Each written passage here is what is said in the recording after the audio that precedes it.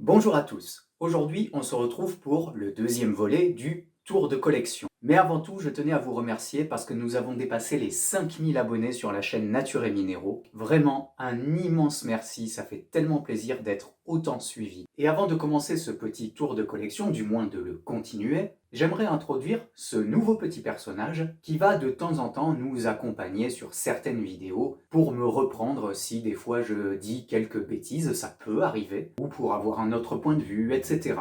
Alors peut-être que certains l'ont remarqué, Jamie ressemble beaucoup à Diancie. Alors, c'est voulu, je voulais partir de ce petit personnage, mais comme j'allais pas prendre Diancie, on s'est inspiré de ce Pokémon. Donc voilà, j'espère que cette petite mascotte vous plaît. Bon, on va peut-être démarrer parce que ça faisait une sacrée introduction. Je rappelle peut-être le principe, vu que c'est que le deuxième volet. Je vais vous montrer quelques pierres de ma collection, mais sans entrer dans les détails, hein, c'est pas une vidéo explicative et longue sur un seul minéral, ce sont juste des petites anecdotes ou des petites choses que j'avais envie de soulever sur un minéral en particulier. On va commencer par ce quartz. Comme d'habitude, je vous mettrai les vidéos ou les photos juste à côté, ou en gros plan pour que vous vous rendiez compte un peu mieux, parce que là, on est un peu loin. Ce quartz ressemble beaucoup à ce qu'on peut trouver en France, à Visil, les quartz de Visil. Déjà, c'est pour ça qu'il me plaît beaucoup, parce qu'il ne vient pas du tout de la France, il vient de Chine. J'adore son esthétisme, ces petits cristaux tout élancés, et vraiment, c'est une plaque qui me plaît beaucoup. On va faire un petit tour avec des rhodochrosites. Vous pouvez les trouver en pierre taillée, comme ici avec ces tranches. J'aime bien celle-ci, on dirait un jambon. Mais bien que ces tranches soient relativement onéreuses,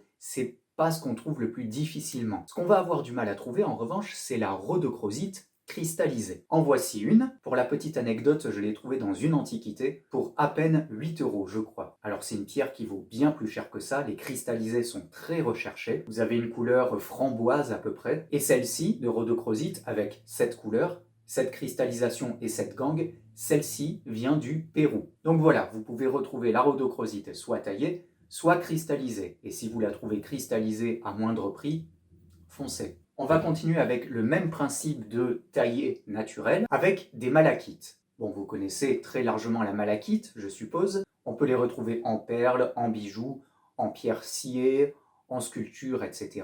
Avec toujours ces formes arrondies. Et j'aime toujours à rappeler la fameuse imitation qu'on voit de plus en plus souvent dans le commerce. En voici quelques exemples. Ne vous faites pas avoir par ces imitations, c'est vraiment de la daube. Vous retrouvez toujours ces veines noires et cet aspect pâte à modeler. C'est très important que je le rappelle parce que vraiment, on en voit de plus en plus, y compris dans des bijouteries, donc faites vraiment attention. Bref, retournons à la malachite naturelle. Donc, comme je le disais, vous pouvez les trouver travaillées, mais on va faire un petit tour sur les deux manières de les avoir en brut. Tout d'abord, vous pouvez les avoir en mamelonné, c'est-à-dire avec ces petites sphérules, ces petites boules qui sont généralement très scintillantes. Alors ça, c'est propre à chacun, mais c'est pas ma forme préférée. Ce que je préfère, c'est la malachite veloutée. Alors, j'en ai plusieurs, je vais vous en montrer trois. À commencer par ces deux petites malachites veloutées que j'adore particulièrement. Vous voyez cet effet, ce chatoiement, qui est vraiment très appréciable dans ce type de pierre. En malachite veloutée de ma collection, un peu plus déstructurée, il y a cette nouvelle que j'ai eue il n'y a pas longtemps, que j'adore particulièrement. Regardez tous ces effets à la lumière, c'est vraiment magnifique. Donc voilà, pour les jolis malachites bruts, on peut les retrouver en mamelonné ou velouté. C'est d'ailleurs ce type de malachite que Nozman détruit dans les acides. On va poursuivre avec quelque chose de plus léger, cette pierre. Alors je vous laisse un tout petit temps pour essayer de deviner ce que ça peut être. Il y a 4 faces, légèrement translucide, pardon. Et là, quand je montre ce cristal, il y a énormément de personnes qui se trompent et c'est normal, on n'a pas l'habitude d'en voir des comme ça. En tout cas, pas sous cette forme. Eh bien, c'est un cristal d'Alain, de pierre d'Alain. Vous savez, ce déodorant naturel qu'on peut retrouver en stick. Eh bien, voici un cristal. Je l'ai trouvé particulièrement gros et ma foi, il m'a plu. En plus, il a un joli fantôme à l'intérieur. Donc voilà, une pierre d'Alain. Comme ça, vous saurez à quoi ressemble la cristallisation. On va continuer avec du jaspe, ce mal-aimé. Il y a beaucoup de collectionneurs qui délaissent complètement le jaspe parce que c'est une roche, parce que c'est pas terrible, bof, c'est un peu moche. Et moi, je ne suis pas du tout d'accord avec eux parce qu'on peut trouver des jaspes incroyables. Prenez par exemple ce jaspe peint. On a l'impression de coups de pinceau. Avec tous ces coloris alternés, je trouve ça vraiment magnifique. Les coloris sont donnés par différents éléments qui se sont déposés en strates. Prenons un autre jaspe, voici un jaspe orbiculaire. Les jaspes orbiculaires, on les reconnaît bien avec les petits ronds. D'ailleurs, vous pouvez voir aussi un peu d'agate, juste là, et on voit une profondeur dans cette pierre que j'adore. Alors si quelqu'un me dit que le jaspe, c'est pas beau, un autre jaspe orbiculaire de ma collection, ce petit jaspe, vous voyez que les couleurs sont très différentes de l'autre jaspe orbiculaire, mais on retrouve ces formes arrondies. Donc voilà, les jaspes, c'est quelque chose que j'aime particulièrement aussi, c'est très esthétique, on peut avoir plein de couleurs différentes, plein de formes différentes, donc vraiment c'est quelque chose que j'aime dans la collection. On va passer sur une améthyste, et pas des moindres, celle-ci. Oui, alors je sais à quoi vous pensez, on va pas se le cacher, je l'ai aussi acheté un peu pour ça, mais bref, mettons ça de côté. Cette améthyste est nommée améthyste cactus. Alors comment elle se forme?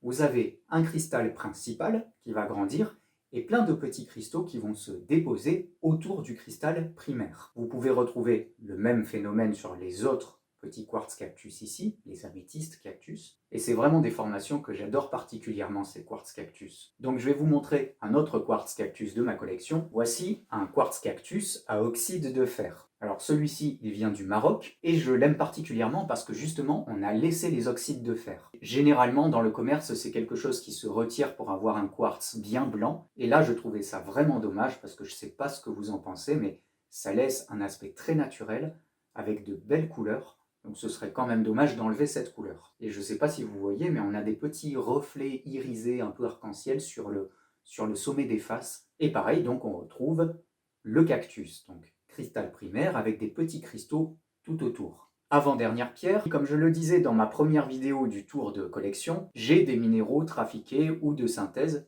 dans la collection, parce que j'aime bien en avoir un exemplaire quand même. Ici, vous connaissez probablement, c'est un quartz titane, c'est-à-dire un quartz naturel sur lequel on a électrolysé, donc déposé une couche métallique, à savoir du titane. Donc ça n'est pas 100% naturel, moi c'est ce que j'appelle un artefact, donc quelque chose de naturel puis créé par l'homme, et on en retrouve encore énormément dans le commerce. Alors, ça ne me dérange pas quand c'est signalé. La plupart du temps c'est vendu comme naturel. Donc vous pouvez l'acheter pour le délire, moi je trouve ça assez étonnant, ça pique les yeux, mais ça n'est pas naturel, gardez ça en tête. Et pour finir la vidéo, je vous montre cette pierre. Alors oui, elle est très très jolie, les cristaux sont magnifiques et elle est très poussiéreuse. Et il ne faudrait pas trop que je touche, il faudra que je me lave les mains après parce que c'est légèrement toxique. Alors oui, tu la trouves jolie, mais vois-tu, c'est une synthèse. C'est totalement fabriqué par l'homme. C'est ce qu'on nomme l'opésite. La première fois que j'ai trouvé ça, c'est des années en arrière, j'ai dû l'emmener au musée de la Sorbonne pour voir le conservateur et puis on avait un peu séché dessus parce que on n'arrivait pas à savoir quel était le procédé parce que c'était pas encore très commun. Alors, ça ne l'est toujours pas, on n'en trouve pas des masses de cette synthèse. Mais voilà, c'est une synthèse que j'aime beaucoup parce que, je sais pas, je trouve que ça fait très naturel. Ça se rapproche un peu au niveau couleur d'une crocoïte. Voilà une photo d'une de mes crocoïtes. Donc ça se rapproche vraiment de la couleur de la crocoïte et la formation est très très sympa.